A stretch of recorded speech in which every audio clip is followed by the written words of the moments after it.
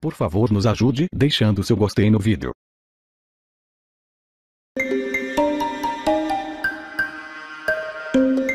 O Procurador-Geral da República, Rodrigo Janot, apresentou hoje a segunda denúncia contra o presidente Michel Temer. Desta vez por organização criminosa e por obstrução de justiça. Com base em inquérito da Polícia Federal e nas delações do doleiro Lúcio Funaro e dos executivos da JF, Janot acusou Temer de liderar uma organização criminosa. Janot também encaminhou ao Supremo Tribunal Federal a rescisão do acordo de delação premiada que garantiu benefícios aos irmãos Joesley e Wesley Batista, executivos donos da JF. Janot também pede que a prisão temporária de Joesley e do executivo Ricardo Saldi seja convertida em preventiva. O procurador Rodrigo Janot abre a denúncia com a citação de um discurso histórico de Ulisses Guimarães. O poder não corrompe o homem. É o homem que corrompe o poder. O homem é o grande poluidor da natureza, do próprio homem, do poder. Se o poder fosse corruptor, seria maldito e proscrito, o que acarretaria a anarquia. Janot acusa diretamente o presidente Michel Temer de ter cometido o crime de obstrução de justiça e organização criminosa. Além de Temer, são acusados os ministros Eliseu Padilha, Moreira Franco e os ex-ministros Gedel Vieira Lima, Henrique Eduardo Alves, o ex-deputado Eduardo Cunha, o ex-assessor da presidência Rodrigo Rocha Loures e os executivos da JF Joesley Batista e Ricardo Saldi. Na denúncia, Janot afirma que os integrantes do grupo utilizaram de suas funções para cometer infrações penais com estrutura ordenada e divisão de tarefas, com o objetivo de obter vantagens no âmbito da administração pública direta e indireta e da Câmara dos Deputados. A denúncia usou vários elementos da investigação concluída na terça pela Polícia Federal no inquérito que foi aberto para apurar a formação de organizações criminosas dentro de partidos como o PMDB.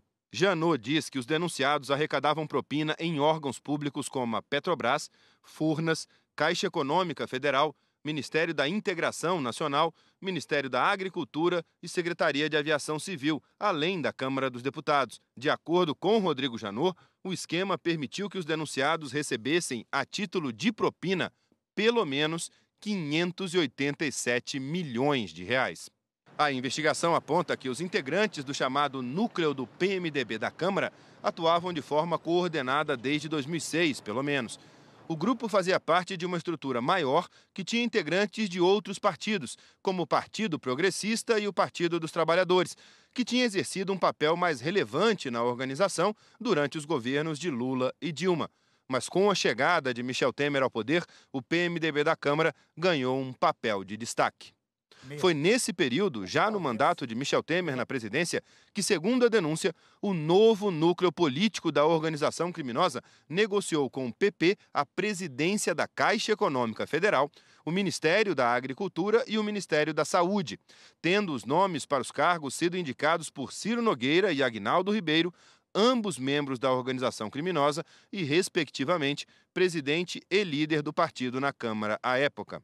Rodrigo Janot diz também que todos os integrantes desta organização criminosa, independentemente do núcleo a que pertenciam, tinham um interesse em comum que os uniu, qual seja obter, a partir dos negócios disponíveis no âmbito dos entes e órgãos da administração pública federal, direta e indireta e do Congresso Nacional, o máximo de vantagem econômica indevida para si e para outrem, independentemente de tais negócios atenderem ou não o interesse público.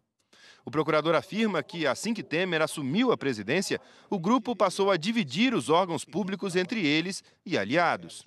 No caso em tela, no lugar de negociações políticas, temos negociatas ilícitas, nas quais a moeda de troca não era simplesmente divisão de poder para governar, mas sim a compra de apoio político com a utilização de dinheiro público. Desde o início das negociações a respeito dos cargos que poderiam ser ocupados por eles ou pessoas por eles indicadas, o propósito motor dos ajustes foi obter cargos que lhes permitissem administrar orçamentos ou interesses economicamente relevantes, de forma a lhes possibilitar desenvolver no âmbito dos órgãos públicos, empresas públicas e sociedades de economia mista um sistema de arrecadação de propina. Rodrigo Janot também detalha a relação entre Michel Temer e outros integrantes do núcleo do PMDB da Câmara. De acordo com a denúncia, Eliseu Padilha, Gedel Vieira Lima, Henrique Eduardo Alves, Moreira Franco e Rodrigo Loures têm relação próxima e antiga com Michel Temer. Daí porque nunca precisaram se valer de intermediários nas conversas diretas com Temer.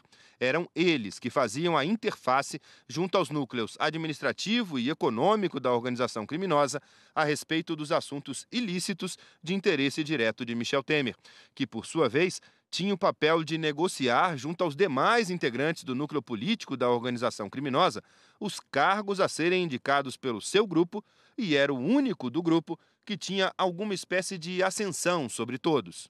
Um dos elementos usados por Rodrigo Janot na construção da denúncia é a delação do operador Lúcio Funaro, que contou como o grupo agia na Câmara dos Deputados. Funcionava da seguinte maneira: quando um projeto de lei ou medida provisória chegava ao Congresso ou era feito dentro do Congresso, era definido internamente qual político iria conversar com os empresários que iriam se beneficiar ou pleiteavam essa aprovação, que assim o político pedia valores em troca para que a medida fosse aprovada.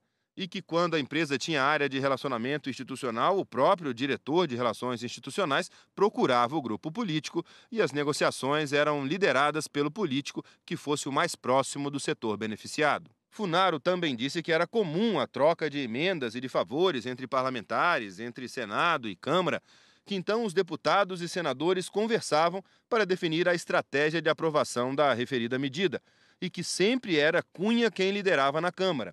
No Senado, na maioria das vezes, Romero Jucá e, eventualmente, também Renan Calheiros, e que as formas de pagamento de propina para os parlamentares eram ou em dinheiro ou em doações eleitorais, independentemente de serem Caixa 1 ou Caixa 2. Para coordenar as ações do grupo, eles se falavam frequentemente. As investigações revelaram que Eduardo Cunha, considerado o mais influente do grupo, falou entre 2012 e 2014 507 vezes com Moreira Franco.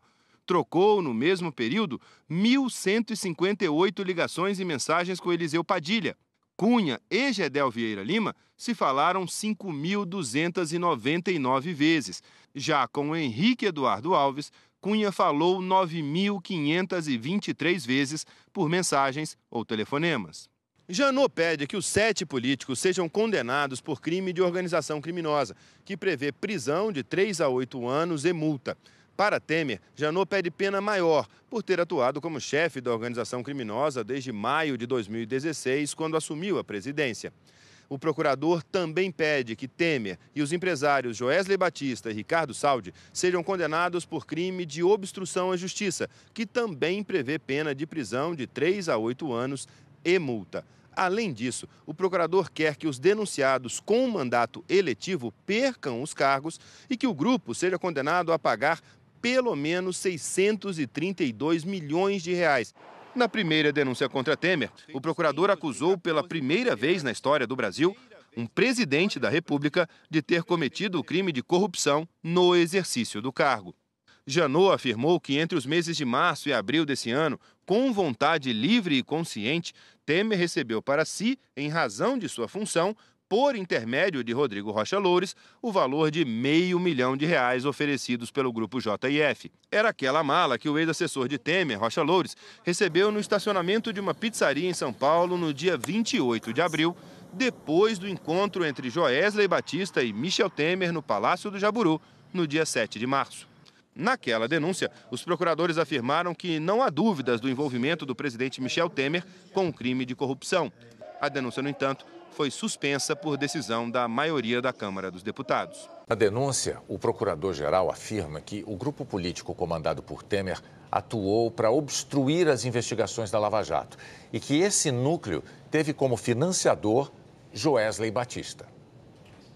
O procurador Rodrigo Janot afirma que o núcleo político e econômico do PMDB gestou vários planos para obstrução da Operação Lava Jato, com utilização desvirtuada das funções e prerrogativas do Poder Legislativo, cooptação e tentativa de cooptação de membros do Poder Judiciário e desestruturação, por vingança e precaução, a futuras atuações do Ministério Público.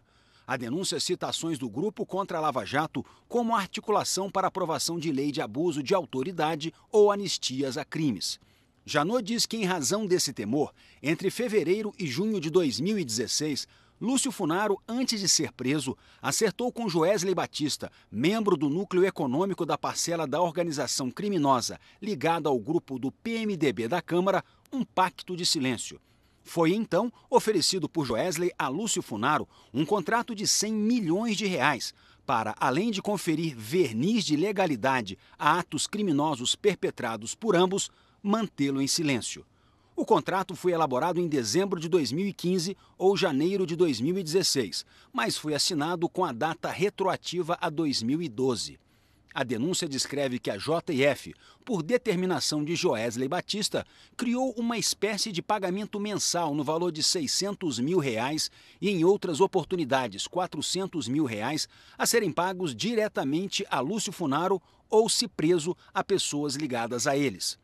O dinheiro acabou sendo entregue aos irmãos de Lúcio Funaro, Dante e Roberta. Na denúncia, Janot incluiu fotos de ação controlada da Polícia Federal que flagrou Roberta Funaro recebendo R$400 mil de Ricardo Saldi, executivo da JF.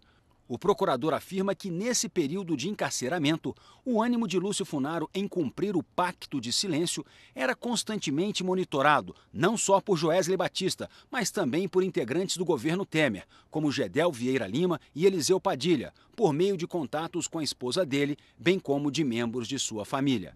Em resposta a tais sondagens, Lúcio Funaro enviava mensagens a Joesley Batista, tranquilizando-o quanto a seu ânimo em não relatar fatos às autoridades que comprometessem o núcleo político e econômico da organização criminosa. Um desses recados foi enviado a Joesley Batista por meio de Roberta Funaro dentro de uma caneta, no intuito de tranquilizá-lo quanto ao cumprimento do compromisso firmado. Rodrigo Janot também relembra que no dia 7 de março de 2017, Joesley Batista se encontrou com Michel Temer, líder da organização criminosa do PMDB na Câmara dos Deputados, que o encontro foi para, entre outros assuntos, tratar da situação dos presos Lúcio Funaro e Eduardo Cunha. O procurador anexou à denúncia cópias de mensagens de celular trocadas entre Joesley Batista e Rodrigo Rocha Loures. Na conversa, Joesley e Loures organizam o encontro entre o dono do grupo JF e o presidente Michel Temer. Numa das mensagens, Loures determina o local do encontro, o Palácio do Jaburu, residência oficial do presidente, e pede a placa do carro de Joesley. Loures diria aos seguranças que o carro era dele, para evitar que Joesley fosse parado na portaria. A mensagem diz: quando chegar, entre na garagem. Passando a porta principal da casa, fica logo à direita. O AJO estará te aguardando na garagem da casa. No encontro gravado por Joesley Batista, ele fala ao presidente como entrou com facilidade na residência oficial. Fui chegando, eles abriram, eu nem dei meu nome. Fui chegando. Não, fui chegando, eles viram a placa do carro, abriram, entrei aqui na hora. Funcionou super bem. Janot afirma que só esta estratégia utilizada já autoriza a fazer algumas afirmações. Primeiro, que o encontro não deveria ser do conhecimento de terceiros, inclusive os próprios seguranças, o que denota que o presidente sabia de antemão que os assuntos que seriam tratados não eram republicanos, motivo pelo qual também não constou em sua agenda. Segundo, Rodrigo Rocha Loures, além de pessoa de relacionamento próximo com Michel Temer, é assíduo no palácio, tanto que se valeu do próprio nome para liberar, sem necessidade de verificação, o carro de Joesley. Terceiro, havia interesse de Michel Temer nessa reunião, tanto que conseguiu no dia seguinte um espaço na sua agenda para atender Joesley. Rodrigo Janot destaca ainda que a época do encontro, que ele classifica de espúrio, as empresas presididas por Joesley Batista eram alvo de 3 investigações. Da Operação Greenfield, que apura irregularidades no uso dos fundos de pensão. Da Operação Sepsis, que investiga o pagamento de propina para a liberação de recursos do Fundo de Investimento do FGTS. E da Operação Cui Bono, que apura irregularidades em outras linhas de crédito da Caixa Econômica Federal. A denúncia diz que no decorrer da conversa com Temer, Joesley Batista, no afã de se certificar se continuaria a pagar pelo silêncio de Eduardo Cunha e Lúcio Funaro, já que tinha o interesse em cessar os pagamentos, e com o afã de que Michel Temer, por ser líder do núcleo criminoso do PMDB da Câmara, determinasse a interrupção, diz que está bem com Eduardo Cunha e que continuava pagando Lúcio Funaro. Ato contínuo, Michel Temer instiga-o a continuar os pagamentos, ao afirmar com ênfase e vontade livre e consciente que, abre aspas, precisa manter isso, viu? Fecha aspas. A denúncia transcreve o áudio da conversa entre os dois. Eu queria falar assim, muito aqui dentro do possível, eu fiz o máximo que deu ali, zerei tudo, o que tinha de alguma pendência daqui para ali, zerou, liquidou tudo, e ele foi firme em cima, ele já estava lá, veio, cobrou, pronto, acelerei o passo e tirei da frente. Tem um outro menino, o companheiro dele que está aqui, né, que o Gedel sempre estava... Não. Isso. O Gedel é que andava sempre ali, mas o Gedel também com esse negócio eu perdi o contato, porque ele virou investigado, agora eu não posso também, eu não posso encontrar ele. Isso. O negócio dos vazamentos, o telefone lá do Pardo, com o Gedel, volta e meia citava alguma coisa meio tangenciando a nossa, não sei o quê. Eu estou lá me defendendo. Como é que eu mais ou menos dei conta de fazer até agora? Eu estou de bem com o Eduardo. Tem que manter isso, viu? Todo mês. O procurador-geral acrescenta ainda que Ricardo Saldi informou que Michel Temer sempre pedia para manter o pagamento de vantagem indevida a Eduardo Cunha e Lúcio Funaro. Para tanto, Michel Temer se valia de linguagem cifrada, dizendo: está dando alpiste para os passarinhos estão tranquilos na gaiola. Ricardo Saldi confirma que a intenção era manter Eduardo Cunha e Lúcio Funaro em silêncio, de modo a não revelar fatos que pudessem prejudicar a República e outros integrantes do núcleo do PMDB da Câmara. De acordo com a denúncia, Eliseu Padilha, Gedel Vieira Lima, Henrique Eduardo Alves, Moreira Franco e Rodrigo Loures têm relação próxima e antiga com Michel Temer. Daí porque nunca precisaram se valer de intermediários nas conversas diretas com Temer. Eram eles que faziam a interface junto aos núcleos administrativo e econômico da organização criminosa a respeito dos assuntos ilícitos de interesse direto de Michel Temer, que, por sua vez, tinha o papel de negociar junto aos demais integrantes do núcleo político da organização criminosa os cargos a serem indicados pelo seu grupo e era o único do grupo que tinha alguma espécie de ascensão sobre todos.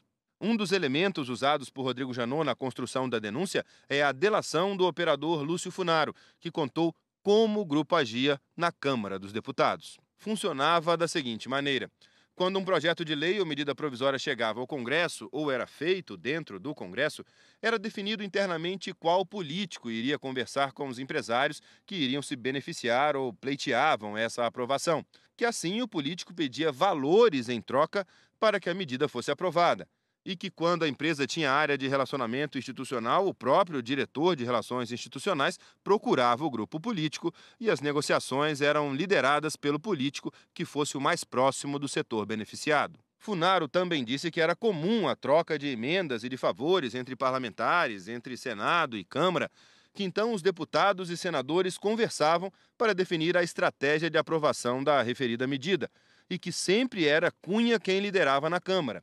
No Senado, na maioria das vezes, Romero Jucá e, eventualmente, também Renan Calheiros, e que as formas de pagamento de propina para os parlamentares eram ou em dinheiro ou em doações eleitorais, independentemente de serem Caixa 1 ou Caixa 2. Para coordenar as ações do grupo, eles se falavam frequentemente. As investigações revelaram que Eduardo Cunha, considerado o mais influente do grupo, falou entre 2012 e 2014 507 vezes com Moreira Franco.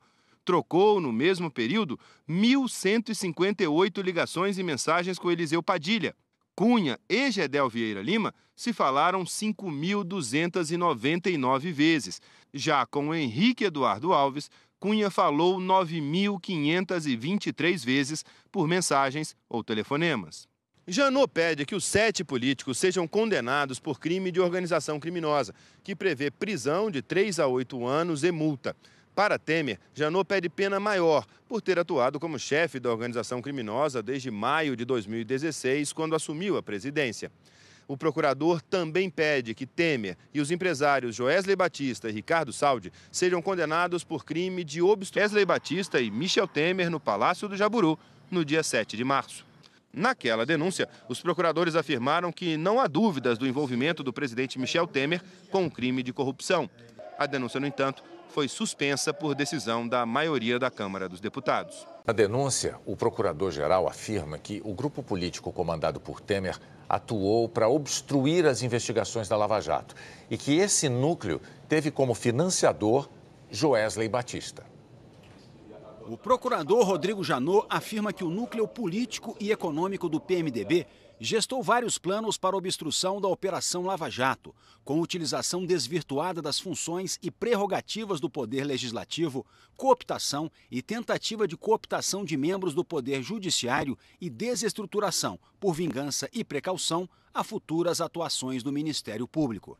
A denúncia cita ações do grupo contra a Lava Jato como articulação para aprovação de lei de abuso de autoridade ou anistias a crimes. Janot diz que, em razão desse temor, entre fevereiro e junho de 2016, Lúcio Funaro, antes de ser preso, acertou com Joesley Batista, membro do núcleo econômico da parcela da organização criminosa ligada ao grupo do PMDB da Câmara, um pacto de silêncio.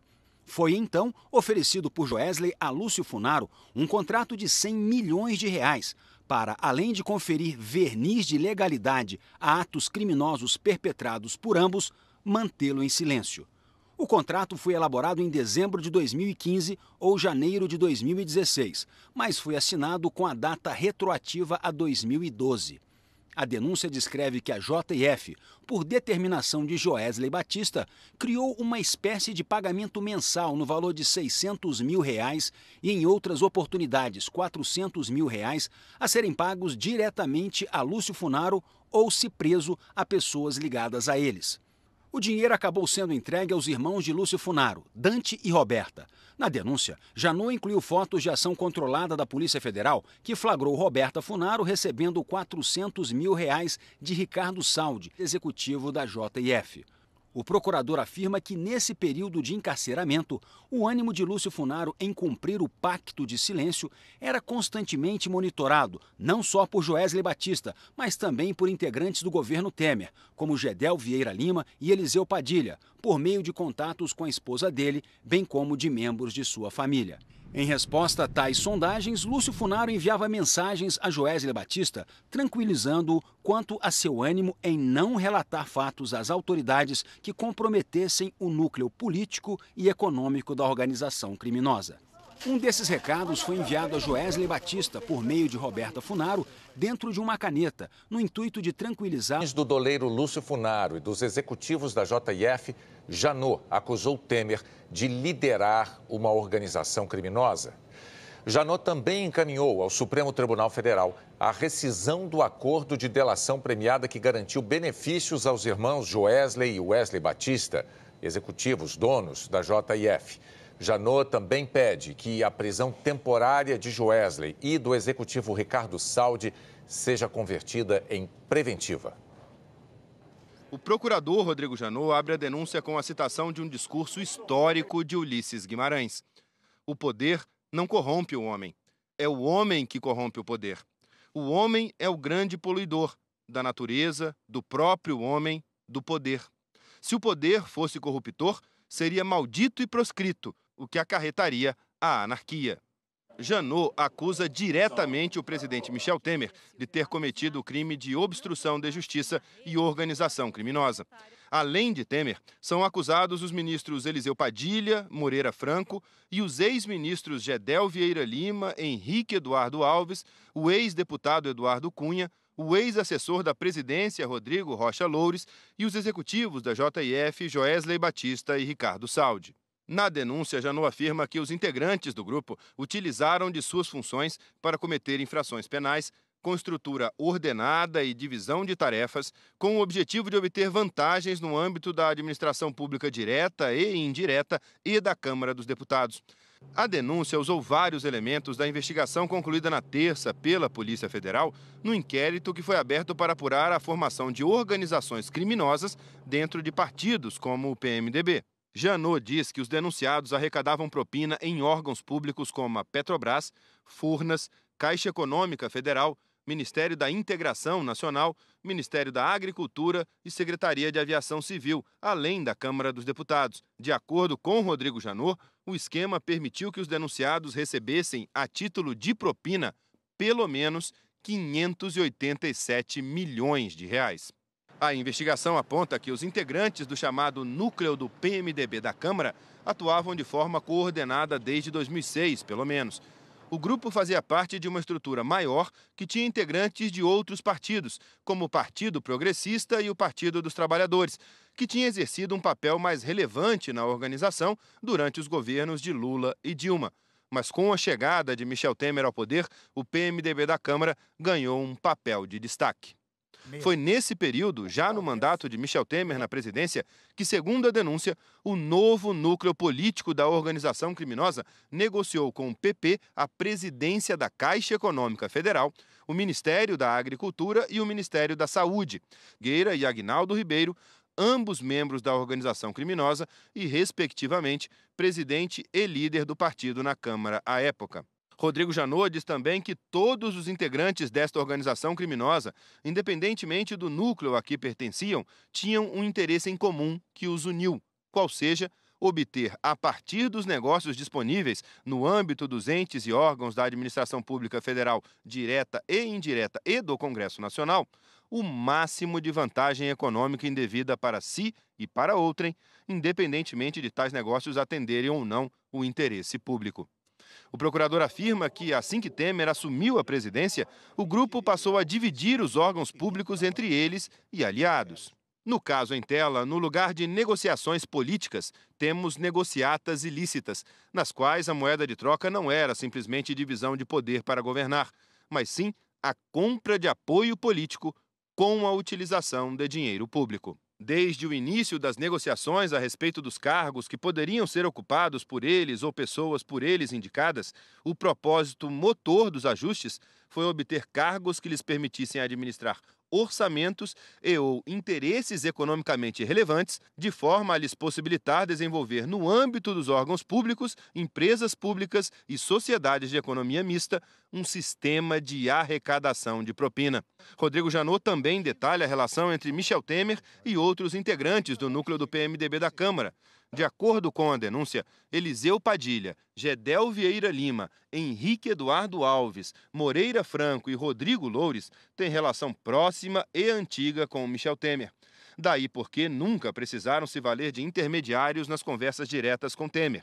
Eram eles que faziam a interface junto aos núcleos administrativo e econômico da organização criminosa a respeito dos assuntos ilícitos de interesse direto de Michel Temer, que, por sua vez, tinha o papel de negociar, junto aos demais integrantes do núcleo político da organização criminosa, os cargos a serem indicados pelo seu grupo e era o único do grupo que tinha alguma espécie de ascensão sobre todos. Um dos elementos usados por Rodrigo Janot na construção da denúncia é a delação do operador Lúcio Funaro, que contou como o grupo agia na Câmara dos Deputados. Funcionava da seguinte maneira: quando um projeto de lei ou medida provisória chegava ao Congresso ou era feito dentro do Congresso, era definido internamente qual político iria conversar com os empresários que iriam se beneficiar ou pleiteavam essa aprovação, que assim o político pedia valores em troca para que a medida fosse aprovada.